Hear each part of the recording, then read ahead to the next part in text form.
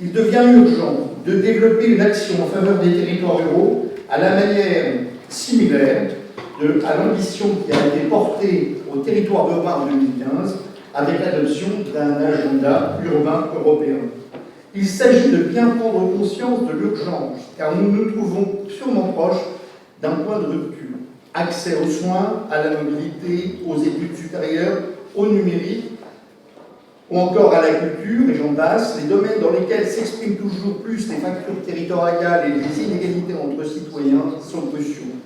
Si l'on ne saurait nier l'apport décisif des programmes européens sur un bon nombre de sujets, il faut également admettre qu'en matière de développement des territoires ruraux, les résultats sont désormais décevants et les perspectives inquiétantes. Déficit persistant d'infrastructures, notamment numérique et de transport, désagrégation progressive du tissu industriel et artisanal, rentabilité déclinante de l'activité agricole ou encore recul continu des services de base essentiels à la vie quotidienne. En conclusion, donc, vous voyez que les ruralités européennes ne doivent pas être considérées comme des résidus, comme des espaces en voie de disparition qui mériteraient juste un peu d'attention au titre du respect des minorités. Et donc, bien sûr, les ruralités n'exercent pas d'effet de masse, compte tenu de la faible densité de leur population. Et pourtant, les ruralités sont bien au cœur des réalités européennes. Elles couvrent la très grande majorité des territoires. Elles représentent une part élevée du peuplement. Elles représentent des lieux d'innovation incontestables. Et donc, les ruralités, me semble-t-il, en constatant l'objectif, les chiffres de façon objective, méritent d'être considérés comme des socles de l'Union européenne. Il me semble donc que les autorités publiques doivent abandonner leur raisonnement urbano-centré. Elles doivent comprendre que dans un monde de plus en plus réticulaire, les ruralités sont un élément essentiel de l'avenir de l'Union européenne. On a nommé notre politique rurale et la politique de bien-être, géographique d'opportunité. Quand on parle de bien-être, on parle d'une dimension économique, une dimension sociale et une dimension environnementale. Et on voit des atouts, on se focalise surtout sur les atouts et on voit des atouts sur chaque dimension. Donc économiquement, il y a une grosse opportunité maintenant avec la biodiversité qui n'est pas assez exploitée. Et socialement, on a beaucoup d'innovation sociale qu'on n'arrive pas, même pas à l'OCDE, à mesurer que c'est quoi l'innovation sociale. Parce que quand on mesure innovation à niveau national, on mesure avec un outil qui c'est les brevets. C'est quoi? C'est le bien-être? Non, les outils pour mesurer l'innovation. Et ça ne marchait pas pour les zones rurales parce qu'il y a beaucoup d'industries ou de petites communautés rurales qui, même s'ils font de l'innovation, ils ne vont pas la registrer officiellement. Et l'environnemental, on voit que les zones rurales sont la source de la transition écologique. Ce qu'il faut savoir, c'est que depuis 2016, le Comité européen des régions n'a cessé de demander un agenda rural européen dans le cadre de ces différentes démarches. Donc bien évidemment, la démarche aujourd'hui de la Commission est accueillie de façon positive par le Comité européen des régions, mais nous pensons aussi au Comité européen des régions que la prise en compte des zones rurales est une question de démocratie et de démocratie européenne. Au Comité européen des régions, nous souhaitons qu'il y ait des propositions concrètes et immédiates d'action qui reposent sur les différents niveaux des gouvernements, que ce soit gouvernements locaux, régionaux, nationaux, mais évidemment de l'Union européenne. Le premier semestre 2022, toutes les planètes sont alignées pour que nous puissions aboutir à un agenda rural européen. Qu'à la fin à la conclusion, on dit c'est super, sauf qu'à la différence du cadre stratégique commun qui assurait une promotion forte du développement territorial intégré et avec la mise en œuvre du développement local mené par les acteurs locaux, à la conclusion, on n'a pas ça. Ça veut dire que cette vision à long terme, elle n'est pas traversée du tout par une orientation politique forte en faveur du développement territorial intégré et du développement local mené par les acteurs locaux. Eh bien, si on ne se mobilise pas tout de suite dans les États membres aux différents niveaux, c'est pour ça qu'une religion c'est bien, parce que ça porte cet espoir-là, eh bien, si on n'avance pas dans cette direction-là, on va se retrouver dans des situations très compliquées, très bientôt, parce que les mises en œuvre ne seront pas là, même si on va travailler d'une manière intelligente, puisque c'est prévu avec la Commission européenne, pour rentrer dans le concret des propositions et des définitions. Nous sommes au niveau européen dans une séquence majeure, c'est-à-dire que pour la première fois, après une contribution du Parlement, donc, tu l'as évoqué tout à l'heure Gérard, la Commission fait une communication au printemps de cette année-ci sur une vision de long terme des ruralités. Et là, pour la première fois, on rentre dans un processus législatif. Nous sommes, du fait au niveau du Parlement européen, saisis, c'est la procédure normale. Donc, nous allons rédiger, formaliser, donc, ce qu'on appelle un rapport d'initiative. Il y a un calendrier pour ce rapport d'initiative. Et c'est maintenant qu'il faut travailler là-dessus. Ce n'est pas après. Après, il sera trop tard. Est-ce qu'on est prêt à inverser la donne et de rétablir sur les territoires ruraux des éléments de service à la population, donc, qui permettent de réenclencher ou de cranter une nouvelle vision du développement des territoires. Voilà. Je pense que le chantier est énorme, mais il faut vraiment que dans nos consciences, on ait, j'ai envie de dire, je conclurai là-dessus, cette humilité de croire à la force des habitants, des habitantes d'un lieu, avec la volonté de les faire passer d'un stade d'habitant consommateur à un rôle de citoyen acteur. Et pour moi, la ruralité, j'ai la ruralité heureuse. Je pense que la ruralité, elle peut être conquérante, elle peut être innovante, et c'est l'esprit de leader. Et leader, moi je vois les projets qui sont sortis de leader avec 3 francs 6 sous et des tracasseries administratives invraisemblables. Ce sont tous des projets qu'on peut prendre de la ruralité et les amener en zone urbaine et développer de l'emploi, de la croissance économique, du bien-vivre. La clé, c'est quand même d'avoir tous les acteurs locaux qui travaillent dessus, élus et non élus. Et je crois que cette richesse-là, pareil, je ne vois pas pourquoi il n'y aurait que la ruralité qui en profiterait à travers Lidl. Je pense je crois que mettre tous les acteurs d'un territoire, élus non élus, autour d'une table, ça me permet d'avoir des politiques plus construites. Donc, bien entendu, oui, pour l'agenda rural, mais je crois qu'il faut aller beaucoup plus loin. Il faut avoir aujourd'hui, au niveau des politiques européennes pour l'égalité homme-femme, nous avons quelque chose qui s'appelle le gender mainstreaming. Moi, je veux qu'on mette en place un rural mainstreaming, c'est-à-dire qu'on prenne en compte la ruralité dans l'intégralité des politiques européennes. Nous avons un cadre légal établi après 3 ans et demi de discussions sur la future PAC 2023-2027. Ça y est, lundi, ce nouveau cadre a été publié dans le journal officiel de la Commission. Comme vous savez aussi, nous avons travaillé sur une autre initiative assez importante et donc qui fait le sujet du débat, c'est la vision à long terme pour les zones rurales en Europe.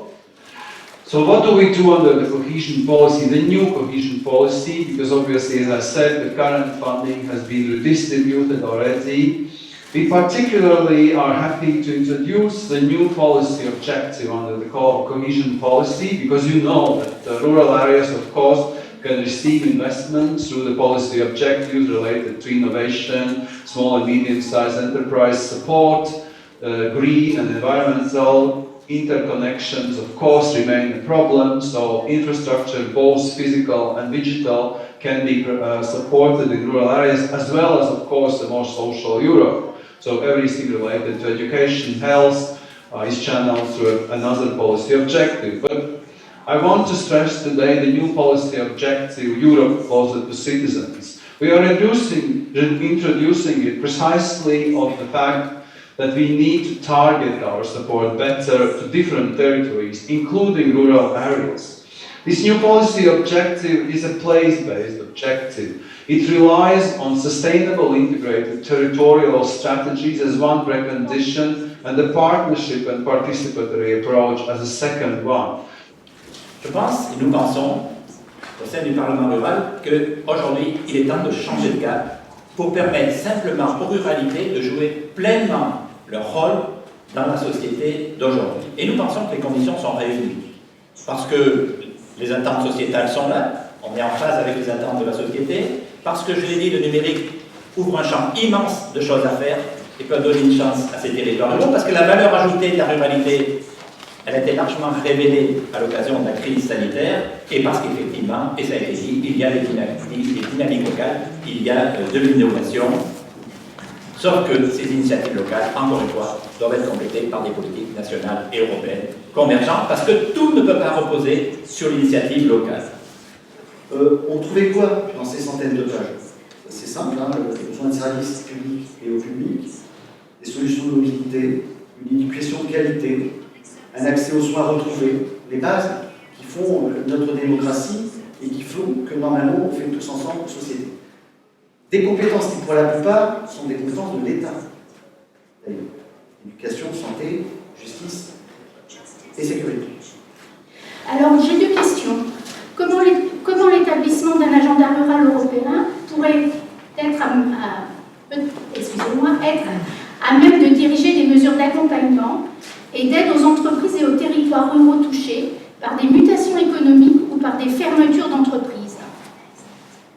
Concernant les programmes européens existants et à venir, comment s'assurer de ne pas exclure des petits projets de territoire par des acteurs locaux dans la mesure où ils ont parfois une dimension très structurante, avec un lien social qui s'installe et qui sont bien souvent vecteurs de développement économique et tout ce qui va avec, social. Donc c'est ce paradoxe-là qu'il faut arriver donc, à contrecarrer parce qu'on rend possible effectivement cette vie sur les territoires, parce qu'on voit bien, on a questionné les familles. Et puis dans notre enquête, on disait pour vous quels sont les premiers critères nécessaires pour vous installer durablement sur les territoires ruraux. Et le premier, c'est l'accès aux soins. S'il n'y a pas d'accès aux soins, les familles ne viendraient pas s'installer sur les territoires ruraux. Même, bien sûr, on n'oublie pas les côtés économiques, parce que s'il n'y a pas d'emploi, bien évidemment, il n'y aura pas d'implantation, mais les services, c'est primordial, c'est essentiel. Le premier, donc, c'était l'accès aux soins, et le deuxième, c'était l'école. Est-ce qu'il faut déjà développer le côté économique pour créer de l'emploi, et qu'ensuite viendront les services, les infrastructures? Le débat se manque à lui. Mais je crois qu'il ne faut surtout pas dissocier les deux, parce qu'effectivement, on ne peut pas faire l'un sans l'autre, comme on ne peut pas non plus avoir une politique d'aménagement du territoire en opposant l'urbain à la campagne. Je crois que dans les deux sens, il faut avancer ensemble et pas opposer l'un et l'autre. C'est vrai que si on veut développer les territoires ruraux, il est indispensable d'avoir les infrastructures nécessaires et les services qui vont avec pour accompagner les familles qui en ont vraiment cruellement besoin. Pour autant, nous faisons trop souvent le constat au niveau local que les politiques européennes, même si elles disposent de crédits importants, sont mises en place dans un cadre uniformisé, lourd techniquement, vous l'avez dit sur d'autres sujets, qui les rend difficiles d'accès aux petites initiatives locales, qui sont multiples et spécifiques. Alors au final, on arrive à des questions sur quelle ambition pouvons-nous porter pour la jeunesse et les territoires ruraux en Europe? Quand pourrons-nous inscrire notre action associative dans une stratégie européenne pour la jeunesse rurale qui inclut tous les acteurs? Donc une stratégie qui incite les collectivités rurales à porter une réelle politique, incluant des jeunes et des acteurs du territoire pour penser des solutions en phase avec les enjeux locaux. Une stratégie globale qui répond aux besoins des jeunes aujourd'hui et de tous les jeunes. On parle d'accès aux services publics, d'accès au logement, d'accès à l'emploi ou à l'activité durable, d'accès à la formation, d'accès au numérique et d'accès à une possibilité de s'engager librement sur ces territoires. Alors moi, au titre de Leader France, j'aurais deux questions. La première pour la DG Agri, qui est un peu une question sur les fondements du programme Leader. C'est-à-dire que Leader est le programme européen de développement rural, dans lequel parfois d'ailleurs on essaye d'enfermer les ruraux en disant oui, mais vous n'avez pas besoin du FEDER ou du FSE puisque vous avez Leader. Sauf que ça ne représente que 5% du FEDER. Et puis Leader, sa force et son péché originel, c'est d'être issu de la politique agricole commune, deuxième pilier, le FEDER. Est-ce qu'aujourd'hui, et nous sommes de plus en plus nombreux à poser la question, notamment dans ELARD, la Fédération européenne des programmes Leader, est-ce qu'aujourd'hui, le programme Leader, le développement rural, doit rester rattaché à la politique agricole commune, ou est-ce qu'il ne faut pas préparer son transfert vers la politique de cohésion, et notamment vers le FEDER à l'horizon 2028? C'est une question que je pose donc à la DG Agri. Bon, disons, nous avons maintenant un cadre et il faut utiliser le mieux ce cadre. J'ai vu qu'il y a aussi la discussion de leader. Je me réjouis de partager avec vous. Je viens de Suède où nous avons célébré 30 années de leader en Europe. Et donc, nous sommes très contents que cette méthode, qui au début c'était une initiative communautaire, a bien fonctionné. Et maintenant, nous avons attendu aux autres fonds, donc on utilise dans le cadre de CLD et des multifonds. Et nous pensons que c'est une méthode assez appropriée pour ce qu'on appelle place-based solution, pour des solutions adaptées au territoire. Et donc, dans cette approche, nous avons laissé entièrement la possibilité au LAG de développer des stratégies et couvrir toutes sortes de besoins. Just to come back on your demands and your ideas, which are really absolutely important and great. I do represent the European Commission in the EU Urban Agenda, and I have to tell you that this is a very, very important creation, and we like very much working in partnerships, and this creates this multi-level dialogue between the European Commission, the national levels, the urban authorities and NGOs and different stakeholders. And this is the essence of that. Mais il se trouve qu'aujourd'hui, dans le programme LEADER, il y a 59% qui va véritablement aux territoires ruraux, il y en a 29% qui vont à du périurbain, il y en a 10% qui vont vraiment à de l'urbain et 6% en outre-mer. Je pense que là-dessus, on pourrait travailler pour que les programmes LEADER soient vraiment des programmes de cohésion, de partage, de coopération entre territoires ruraux européens et aussi de développement rural dans chaque pays. On a la chance dans notre pays d'avoir quasiment un canton, une usine. Et au mieux, un canton, plusieurs usines. Donc ça, c'est vraiment une compétence sur laquelle l'Europe nous aide énormément. Le FEDER, sur tout ce qui est développement économique, est très, très important. Et aussi l'innovation. C'est vraiment les territoires ruraux, vous l'avez dit, monsieur, sont des territoires d'innovation.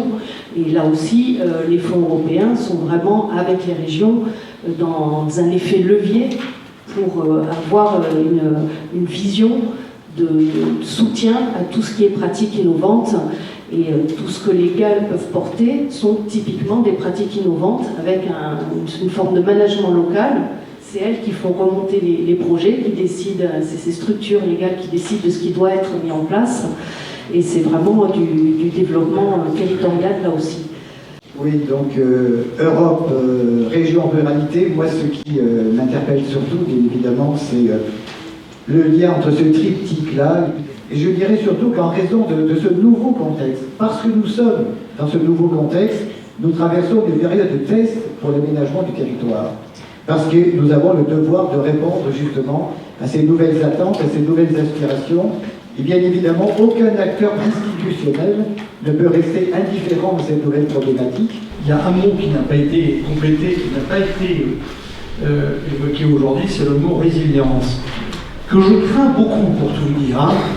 On voit très bien de quoi il s'agit, c'est la capacité que l'on peut avoir à rebondir malgré les difficultés. Mais c'est aussi un risque, d'une certaine manière de le dire, vous avez bien les moyens en vous-même de rebondir seul, débrouillez-vous. Je caricature bien sûr, mais c'est un terme qui peut être ambivalent. Je veux le prendre sous l'aspect positif, mais soyons vigilants par rapport à ça. Comme je dis, on est en train de mettre en place un plan. C'est la première fois que l'État espagnol il a une organisation spécifique, une structure spécifique pour travailler sur la protection territoriale. On est un État très décentralisé et pourtant l'État n'avait pas une unité spécifique pour travailler, une unité administrative spécifique pour travailler sur les questions de la cohésion territoriale. On sait que ça c'est très très important, qu'on ne peut pas laisser exclusivement dans les mains de régions la question de la cohésion territoriale. Et pourtant maintenant, cette question c'était dans les centres de la politique espagnole et j'espère aussi qu'on va pouvoir travailler ensemble avec la France, avec mon ami Joël Chiro, que je crois qu'il est là aussi, et à qui j'envoie une salutation très, très cordiale. Merci en tout cas de votre présence virtuellement, on peut faire en présentiel, mais les contraintes des uns et des autres nous obligent. Monsieur le ministre Podgorček, merci de votre présence.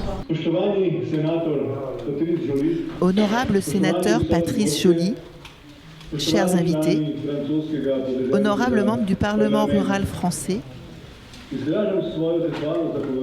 je tiens à exprimer ma gratitude pour l'aimable invitation du sénateur Patrice Joly à la session d'aujourd'hui du Parlement rural français quant au projet Ruralisons l'Europe.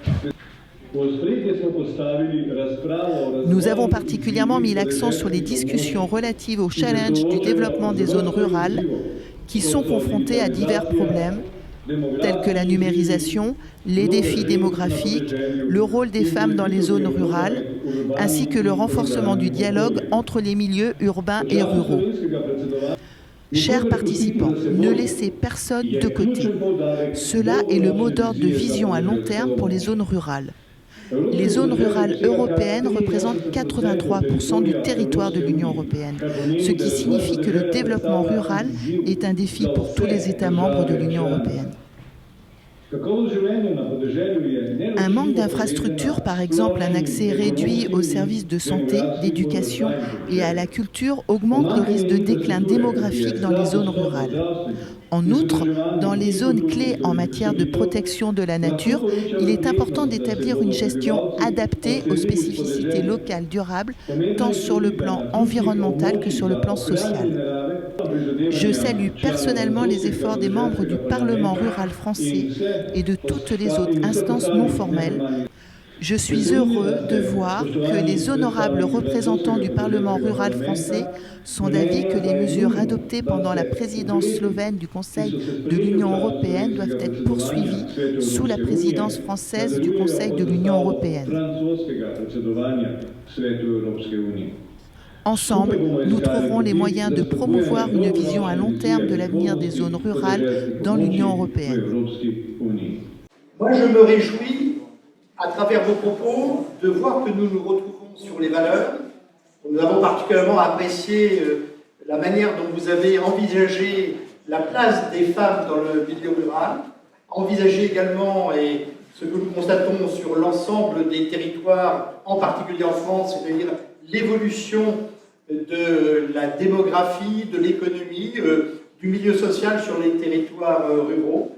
Alors, sous des formes différentes, nous souhaitons que les services à la population, l'accessibilité physique et numérique, l'accès aux investissements soient équitables pour tous et bien sûr quels que soient les lieux de vie et les lieux de travail. Nous souhaitons que l'ensemble de nos territoires soient attractifs pour des jeunes générations, c'est important, mais aussi pour les familles et pour les aînés. C'est cette volonté qui a structuré l'agenda rural français dans sa transversalité. C'est une approche totalement interministérielle qui a été choisie. Et plus encore, et c'est le sujet qui nous occupe aujourd'hui, cette approche territoriale de la ruralité doit aussi s'appliquer à toutes les échelles et en particulier à l'échelle européenne. L'objectif, il est d'améliorer les conditions de vie des populations rurales et de traiter plus efficacement les défis qui alimentent aujourd'hui la géographie du mécontentement. Alors cette discussion, elle permettra de mettre en avant au niveau de l'Union européenne la question du pacte rural que propose la Commission, voire de l'agenda rural européen tel que vous le demandez. J'ai vu d'ailleurs que c'était déjà imprimé, donc j'ai l'impression que le choix a été fait quant au nom. Ce document, je vais commencer, puisque nous sommes quel jour, monsieur le sénateur? Nous sommes le 9 décembre 2021. Bruxelles. Une date qui comptera dans l'histoire de la ruralité. Et je vous donne, dès la deuxième page, rendez-vous à Strasbourg. Très bien. Ça sera le 3 février. C'est ça. Pour finir cette rencontre d'aujourd'hui, je vais vous passer un petit cadeau. Ne bo to pravilo znak dobrega prijateljstva med Republiko Slovenijo in Francijo. On veut que ce cadeau soit le symbole de bonne amitié entre la Slovénie et la France. Korinsk ima en majhen čebelnjak. C'est une petite ruche. Ne bo ta čebelnjak tudi vam v opomin, da je potrebno varovati naravo. Avec cette ruche, nous voulons vous transmettre qu'il est important de préserver la nature. Monsieur Giraud, mes amis français, je veux vous transmettre mes meilleurs vœux. Monsieur le ministre, Je voulais tout d'abord vous remercier pour ce cadeau parce qu'il est vraiment chargé de symboles et vous dire qu'il sera effectivement non seulement le symbole de notre amitié, mais le symbole également de la continuité